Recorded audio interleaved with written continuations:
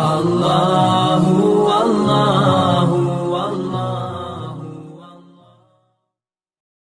حضرت عمر کا بیٹا مصر گیا، وہاں سے کمائی کر کے لایا، تجارت کرنے گیا، لاکھوں کا مال۔ کون سا باپ ہے دنیا میں جس کا بیٹا باہر سے پیسے لے کے آئے تو ابا تفصیل پوچھے کہ بیٹا کہاں سے کمائے، کہاں سے لایا، کتنے ملے، کیوں آئے؟ کون سا باپ تفصیل پوچھتا ہے؟ ابا تو کہتا لا صحیح اور تعریفیں کرتا ہے، میرا بیٹا بڑی کمائی کرتا ہے۔ کبھی پوچھا ہے اس سے کہ ڈیوٹی صحیح دیتا ہے کہ نہیں؟ کبھی پوچھا ہے کہ تو ایمانداری کی روزی لاتا ہے کہ حرام کی کماتا ہے؟ یہ باپ کی ذمہ داری ہے، یہ اماں کی ذمہ داری ہے۔ پھر کہتا ہے بیماری کیسے آ گئی، پریشانی کیسے آ گئی؟ تو نے کبھی سوال کیا اپنی اولاد سے؟ حضرت عمر فاروق رضی اللہ تعالیٰ عنہ کا بیٹا مصر سے پیسے کما کے لایا تو جناب عمر نے بلایا، فرمایا بیٹے اتنی تو تیرے پاس راس ہی نہیں تھی، تھوڑے سے تو پیسے لے کے گیا تھا، اتنی کمائی کیسے ہو گئی؟ اتنے تو پیسے نہیں تھے صاحب، کہاں سے کمائی لائے؟ اس نے کہا ابا جی وہ جو میرے چچا ہے نا مصر کے گورنر، آپ کے دوست، انہوں نے میری مدد کی ہے۔ فرمایا جتنے لوگ گئے تھے سب کی ہے مدد اس نے؟ کہا نہیں صرف میری کی۔ فرمایا تیری کیوں کی؟ تیری کیوں کی؟ کہا حضور آپ کے دوست ہیں۔ فرمایا چپ کر، حضور انہوں نے مجھے اتنے پیسے دیے، میں نے کاروبار میں ڈالے تو نفع آیا تو میں ان کی رقم دے کے۔ فرمایا خاموش ہو جا، باقی جتنے لوگ گئے تھے سب کی مدد کی اس نے؟ کہا نہیں حضور صرف میری کی۔ فرمایا اس نے تیری مدد نہیں کی، اس نے خلیفہ کے بیٹے کی مدد کی، اس لیے کہ وہ خلیفہ کو اپنے حق میں نرم کر سکے۔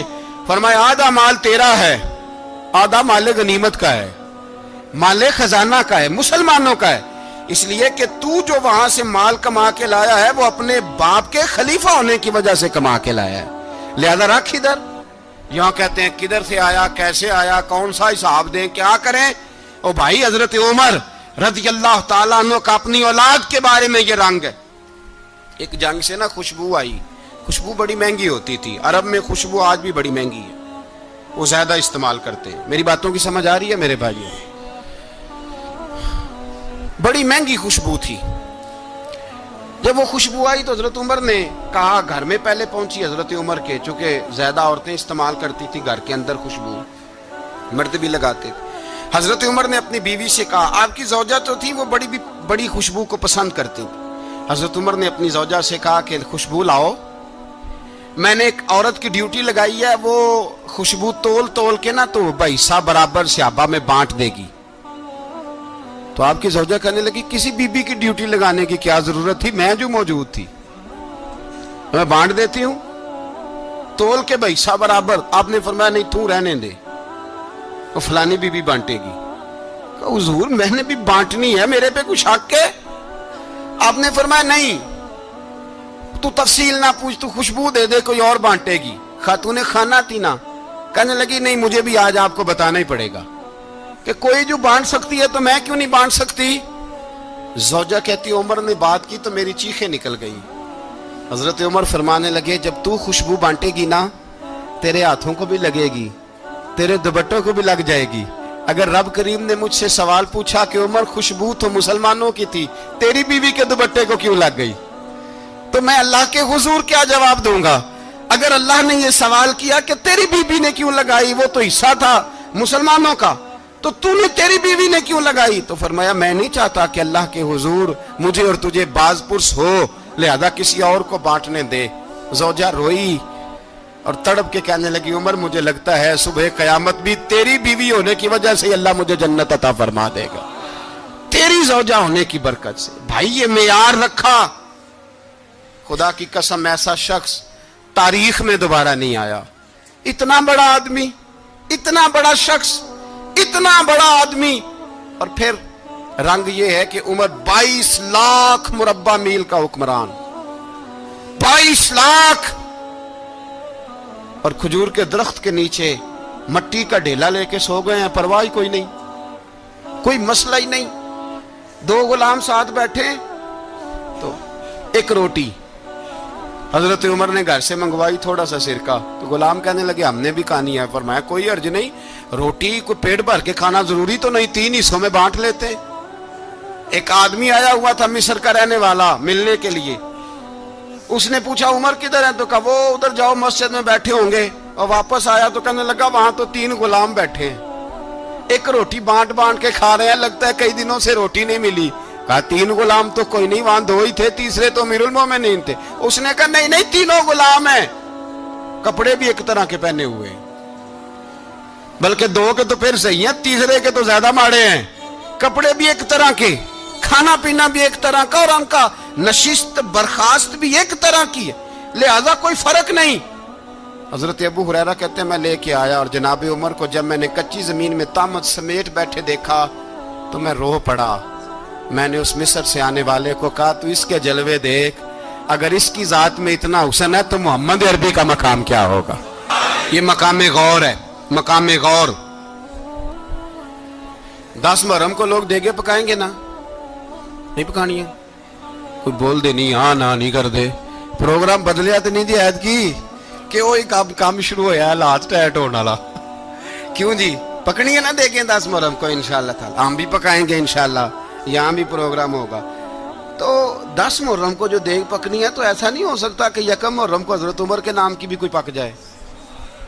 اگر امام حسن حسین کے نام کی دیگیں پکے تو جو امام حسن حسین سے پیار کرنے والے ہیں, جو امام حسن حسین سے, ہم لوگوں نے بھی عجیب رٹا اپنایا ہے نا, ہم لوگ بات کا ایک پہلو دیکھتے ہیں دوسرا نہیں دیکھتے. حضرت امام حسن اور حسین کو بھی نبی پاک نے شہید کہا, اور جناب عمر کو بھی رسول اللہ نے خود شہید فرمایا. فرمایا شہید ہے, خود فرمایا اپنی زبان سے کہ یہ شہید ہے, خود میرا عمر شہید ہے. تو ان کے نام کی دیگ نہیں پکنی چاہیے, اس طرف نہیں ہماری توجہ ہونی چاہیے. اور اہل بیت نبو, یہ بات میں پہلے بھی کرتا ہوں, آج پھر کرنا ضروری سمجھتا ہوں. اہل بیت کا پیار, سن لو کان کھول کے, اہل بیت کا پیار اگر ہمیں کسی نے سکھایا ہے تو سیدنا عمر فاروق نے سکھایا ہے. اہل بیت نبوت کی محبت اگر کسی نے سکھائی ہے تو کس نے سکھائی ہے؟ بول کے بتائیے. حضرت عمر نے. اہل بیت کا پیار ہمیں حضرت عمر نے بول کر کے سکھایا ہے. بھائی یاد رکھیں, کسی کی طاقت نہیں تھی دم مارنے کی حضرت عمر کے سامنے, طاقت ہی نہیں تھی. کیسر و کسرا کانپ جاتے تھے, جرت ہی نہیں کرتے تھے حضرت. اور ہمارے تو تعلقات بڑے ہیں نا غیروں سے. حضرت ابو موسیٰ اشعری رضی اللہ تعالیٰ عنہ فرماتے ہیں میرا منشی سائی تھا, وہ کاتب کہتے تھے وہ لوگ, میرا حساب کتاب عیسائی تھا. تو فرماتے ہیں ایک دن میں نے وہ سارا حساب کتاب لین دین کے حضرت عمر کو دکھائے تو فرمانے لگے جس نے لکھے ہیں اس کو بلاؤ. کہنے لگے ضرور مسجد نہیں آ سکتا. کیوں نہیں آ سکتا؟ کہنے لگے وہ عیسائی ہے. کہتے ہیں حضرت عمر جلال میں آ گئے. آپ فرمانے لگے جنہیں رب دور کرتا ہے تم کیوں قریب کرتے ہو؟ جنہیں اللہ دور کرتا ہے. فرمایا تم غیروں کو اگر عہدے دو گے تو اپنوں کا کیا بنے گا؟ اگر تم غیروں کو عہدے دو گے تو اپنوں کا. یہ سوچ ہے جو آج برما کے مسلمانوں کے لیے بھی ضروری ہے. کہا اگر تم غیروں کو عہدے دو گے تو اپنوں کا. ہم نے غیروں کو عہدے دیے تو دیکھا نا اپنے کس طرح کاٹے جا رہے ہیں. غیروں کو جو عہدے دے دیے جرانے سارے غیروں سے. روز دعویٰ ہوتا ہے چین ہمارا سجن ہے, چین ہمارا دوست ہے. او بھائی دوست ہے تو اس سے کہو نا کہ برما تو تمہاری ایک چھوٹی سی ریاست ہے, چین کے بغیر تو وہ سانس بھی نہیں لے سکتا. اس کو کہو نا اس حکومت پہ دباؤ ڈالے. لیکن ہم لوگوں نے غیروں کو عہدے دیے تو اپنے پس گئے. حضرت عمر کہتے تھے ذمی کا ہم ادب کریں گے, ذمی کافر کا ہم, ایسا کافر جو مسلمان ریاست کو قبول کرے, بدامنی نہ پھیلائے. ایک آدمی کو آپ نے دیکھا آنکھوں سے نابینا ہے اور بھیک مانگ رہا ہے, تو حضرت عمر کو نظر آ گیا. فرمایا کون ہو؟ اس نے کہا میں یہودی ہوں. فرمایا بھیک کیوں مانگتے ہو؟ کہا جب تک تندرست تھا مسلمانوں کو جزیہ دیتا تھا, بوڑھا ہو گیا ہوں کیا کروں. حضرت عمر نے گھوڑے کی پشت پہ بٹھایا, کافر کو گھوڑے کی پشت پہ بٹھایا اور بٹھا کے مدینے لائے. حضرت علی شیر خدا وزیر خزانہ تھے. فرمایا علی اس کا وظیفہ جاری کرو. کہا یہ کون ہے؟ فرمایا یہ یہودی ہے لیکن یہ ہمیں جزیہ دیتا رہا, بوڑھا ہو گیا بیچارہ, بھیک مانگنے پہ مجبور ہے, ہماری حکومت کے اندر رہتا ہے, اس کا پورا وظیفہ جتنا خرچہ اتنا وظیفہ لگاؤ. حضرت علی کہتے ہیں میں وظیفہ لگا رہا تھا اور وہ میرے نبی کا کلمہ پڑھ رہا تھا, وہ رسول اللہ کا کلمہ پڑھ رہا تھا. یہ مزاج, یہ نہیں کہ کافر. حضرت عمر نے گورنروں کو خط لکھے تھے کہ زبردستی کسی کو مسلمان نہیں کرنا, جہاں ان کی عبادت گاہیں بنی ہو گرانی نہیں, کوئی مندر کوئی گرجا ضائع نہیں کرنا. اسلام سب کو جینے کا موقع دیتا ہے، پر بےایمانوں، ظالموں، بدذاتوں، تمہیں یہ کہتا ہے کہ ہم تمہیں جینے کا موقع دیتے، تم بھی مسلمانوں کو جینے کا موقع دو۔ یہ جہاں بستے ہیں، جہاں رہتے ہیں، انہیں وہاں جینے کا موقع دو، انہیں بھی اللہ اکبر کہنے کا موقع دو، انہیں بھی قرآن پڑھنے کا موقع دو، انہیں بھی رسول اللہ پر درود پڑھنے کا موقع دو۔ ہمارے ملک میں عیسائی اپنی مرضی سے کھلے عام تبلیغ کرتے ہیں، یہاں تو چینل چلائے ہیں عیسائیوں نے۔ کسی مذہبی جماعت نے کبھی جلوس نکالا ہے کہ عیسائیوں کا چینل بند کرو؟ بولے نکلا ہے کہ نہیں نکلا؟ کتنے ظلم کی بات ہے۔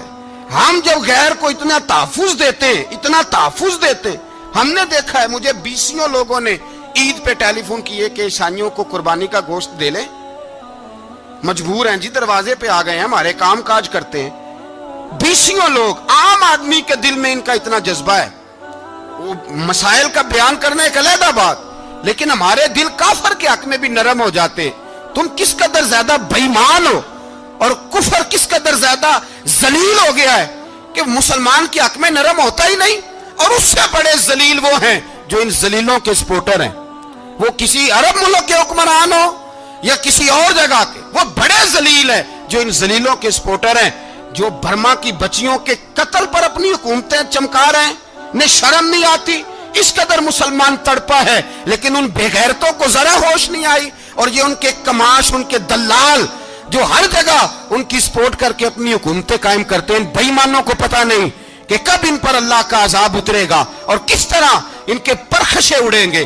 تمہیں اپنی ذلت اور رسوائی نظر نہیں آ رہی کہ زمین کس طرح تمہارے لیے تنگ ہو گئی ہے؟ اس سے زیادہ اور تمہاری رسوائی کیا ہوگی؟ ڈرو اللہ سے، اور یہ تو دنیا کا عذاب ہے۔ ان بطش ربک لشدید، میرا رب کہتا ہے قیامت تو قائم ہونے دے، اتنا سخت تیرے رب کی پکڑ ہے، اتنی کسی دوسرے کی ہو سکتی؟ یاد رکھیں اور تھوڑا احتیاط کریں ہم سب لوگ بھی، جو ہم لوگ آدھی زبان بول کے بھی ان کی سپورٹ کرتے۔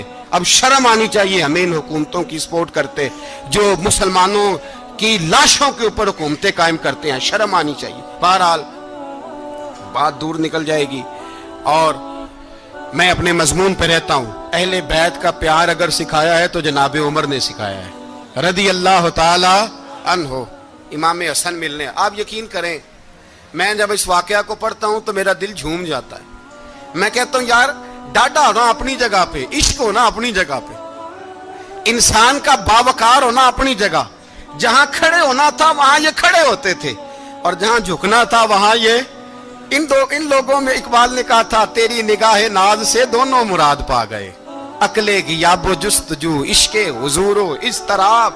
جہاں اگر آیا ہے سامنے کیسر و کسرا تو عمر جیسا دلیر کوئی نہیں، اگر سامنے آیا ایران کا بادشاہ تو عمر جیسا تگڑا کوئی نہیں، اگر آیا ہے سامنے غسان کا بادشاہ تو عمر جیسا عادل کوئی نہیں، لیکن اگر علی کا بیٹا آیا ہے، اگر فاطمہ کے لال پارے آئے ہیں، تو پھر فاروق اعظم سے جیسا محب کوئی نہیں، پھر ان سے جیسا پیار کرنے والا کوئی نہیں۔ اندر بیٹھے ہیں جناب عمر، اندر تنہائی میں کچھ وزیروں سے گفتگو ہو رہی ہے، میٹنگیں جاری ہیں۔ آپ کے بیٹے ملنے آئے جناب عبداللہ ابن عمر، ابا جی ملنا ہے، بات ٹھہرو، بات کر رہا ہوں، کوئی نہ اندر آئے۔ صاحبزادہ باہر کھڑا ہے، تھوڑی دیر گزری تو امام حسن بھی آ گئے۔ کون آئے؟ آپ کو جو ملے گا امام صاحب کا نام لینے سے، وہ سردار ہیں جنتیوں۔ کون آئے؟ سارے بولیے، امام حسن، تیری نسل پاک میں ہے بچہ بچہ نور کا، تو ہے نے نور تیرا سب گھرانہ۔ امام حسن آئے تو حضرت عبداللہ ابن عمر کو دروازے پہ کھڑے دیکھا، کہا امیر المومنین کہاں ہیں؟ کہنے لگے حضرت عمر کے بیٹے، کہنے لگے وہ اندر بیٹھے، کچھ میٹنگ ہو رہی ہے، اور انہوں نے کہا کوئی اندر نہ آئے، لیکن آپ جانا چاہیں تو چلے جائیں، آپ جانا چاہیں تو، تیری نسل پاک میں ہے بچہ بچہ نور، آپ جانا چاہیں تو چلے جائیں۔ تو انہوں نے کہا جب آپ باہر کھڑے ہیں تو مجھے کوئی اتنا ضروری کام نہیں، اور ابھی زور کی نماز تھوڑی دیر میں ہوگی، میں مسجد میں مل لوں گا امیر المومنین سے۔ یہ بات کہہ کے امام حسن چلے گئے۔ یار اتنی بڑی بات نہیں تھی، اتنی بڑی بات نہیں تھی۔ وہ میرے استادوں کا بیٹا بھی آئے تو کہا ٹھیک ہے جی، وہ سوئے ہوئے ہیں، کوئی غرض نہیں یار، میں ٹھہر کے آ جاؤں گا، کوئی بڑی بات نہیں تھی، دیکھا جائے تو بڑی بات نہیں تھی، پر بات بہت بڑی تھی، اس لیے کہ یہ خالی حسن نہیں، یہ حسن ابن علی ہے، یہ حضرت فاطمہ کے لخت جگر، حضرت عمر باہر نکلے, عبداللہ ابن عمر سے پوچھا کوئی آیا تو نہیں؟ تو کہا حضور امام حسن آئے تھے. تو کہا پھر شہزادے کو اندر کیوں نہیں بھیجا؟ کہا میں نے کہا تھا. وہ کہنے لگے اگر امیر المومنین مصروف ہیں تو میں ظہر میں مل لوں گا. حضرت عمر رونے لگے, فرمایا بیٹے تو نے اچھا نہیں کیا. پھر مسجد نہیں گئے, سیدھے امام حسن کے دروازے دستک دی. امام حسن باہر آئے, کہا شہزادے آئے تھے تو ملے کیوں نہیں؟ تو امام حسن کہنے لگے حضور آپ کا اپنا بیٹا دروازے پہ کھڑا تھا, آپ کا اپنا بیٹا دروازے پہ کھڑا تھا, اور منع بھی کیا تھا آپ نے تو میں زور میں مل لیتا. حضرت امام حسن فرماتے ہیں جوش جذبات میں جناب عمر نے سر سے پگڑی اتار دی, جوش جذبات میں. کہنے لگے حسن میرے بیٹے کا اور آپ کا کیا مقابلہ؟ کیا اس کی ماں کا نام فاطمہ الزہرا ہے؟ کیا اس کی نانی کا نام خدیجۃ الکبریٰ ہے؟ کیا اس کے نانے کا نام محمد مصطفیٰ ہے؟ آپ کا اور اس کا کیا مقابلہ؟ پھر رو پڑے اور کہنے لگے بیٹے میں مکے کے صحراؤں میں اونٹ چرایا کرتا تھا, یہ جو میرے سر پر عزت کے بال ہیں یہ تیرے نانے کے اگائے ہوئے. میں مکے کے خبردار شہزادے خبردار. او بھائی اہل بیت نبوت کے ادب کا رنگ اگر سکھایا ہے تو سیدنا عمر نے سکھایا ہے. حضرت عمر فاروق اتھارٹی ہے, اسلام کی اتھارٹی. یکم محرم حضرت عمر کی شہادت ہے. یہودی بول اٹھا, کافر بول اٹھا. اگر 6 مہینے عمر دنیا میں اور رہتے تو دنیا میں کوئی کافر موجود نہ ہوتا. 6 مہینے. اور جب اس بطل جلیل کا جنازہ اٹھا, اللہ بخاری پڑھیے نا, اللہم ارزقنا شہادت فی سبیلک, اللہ بسترے کی موت نہ دینا, شہادت کی دینا. عمر شہید ہوئے, مسجد نبوی میں نماز پڑھاتے, اور جب جنازہ اٹھا تو مدینے کا پھر پیچھے جو دلیر بچے وہ مولا علی تھے. مولا علی جناب عمر کا جنازہ اٹھا تو سب سے پہلی ہائے جو نکلی وہ حضرت علی کی زبان سے نکلی, اور حضرت علی ساری داڑھی آنسوؤں سے بھر گئی. لوگوں نے کہا کہ علی کیا ہوا؟ فرمانے لگے تم دیکھ نہیں رہے جنازہ کس کا اٹھا ہے, پلٹ کے دیکھو تو صحیح, تم پتہ نہیں یہ کون گیا ہے. کہ حضور کیا ہوا؟ آپ فرمانے لگے عمر اس طرح کے کام کر کے گیا ہے, اب ان کے رستوں پہ کون چلے گا؟ کون اس کے جگر راہ وفا میں؟ میں نقش ایسے چھوڑ آیا ہوں, میں جس منزل سے گزرا ہوں وہ اب تک یاد کرتی ہے. حضرت علی حضرت عمر کے جنازے پہ کھڑے ہو کے کہتے ہیں اللہ مجھے اس طرح کے عمل کرنے کی توفیق دے جس طرح کے عمر کر کے گیا. میرے بھائی بطل عزیز, بطل حریت حضرت عمر رضی اللہ تعالیٰ عنہ جو اپنی زندگی انقلاب والی گزار کے گئے. عمر جب دنیا سے گئے تو 80 دینار کا قرضہ تھا, 22 لاکھ مربع میل کا حکمران. اور اپنے بیٹے سے کہنے لگے بیٹے کوشش کرنا تیرے خاندان والے مل کے میرا قرضہ اتار دے, میری قبر پہ بوجھ نہ رہے, اور اگر خاندان والے مدد نہ کریں تو میرے دوستوں سے بات کرنا, وہ مدد نہ کریں تو پھر علی سے بات کرنا. ان کا پیار آپس میں اتنا اور تو اختلاف ثابت کر رہا. 80 دینار کا قرضہ چھوڑ کر حضرت عمر دنیا سے گئے, اور جاتی دفعہ کہہ گئے میرے بعد میرے بچوں کو حکومت کے مشورے میں بھی شامل نہ کرنا, حکومت کے مشورے میں بھی میری اولاد شامل نہ ہو. اتنا بڑا شخص اتنا بڑا رنگ دے کے یکم محرم کو جب عمر فاروق کا وصال ہوا تو بیٹے سے کہنے لگے اماں عائشہ سے جا کے کہو میرا بھی نبی پاک کے روزے میں دفن ہونے کو دل کرتا ہے. ایک قبر کی جگہ ہے اماں جی نے اپنے لیے رکھی ہے, بخاری ہے بخاری. حضرت عائشہ کے پاس صاحبزادے گئے, کہنے لگے اماں جی عمر کو زخم لگ گیا ہے, حالت بڑی پریشانی والی ہے. وہ کہتے ہیں اگر اماں اجازت دیں. سید عائشہ رو پڑی, فرمانے لگی کہ وہ اپنی قبر کی جگہ تو نہیں نہ کسی کو دیتا, پر عمر نے کمال ہی بڑا کیا. اسے کہو جاؤ گنبد خضرا میں قیامت تک جو مصطفیٰ پہ اور ابو بکر پہ سلام پڑے گا وہ تجھ پہ بھی سلام پڑھ کے جائے گا. جاؤ میں نے جگہ دی. اور اگر آپ نے ابھی تک ہمارا چینل سبسکرائب نہیں کیا تو فوراً سبسکرائب کیجئے, ساتھ ہی بیل آئیکن پر کلک کریں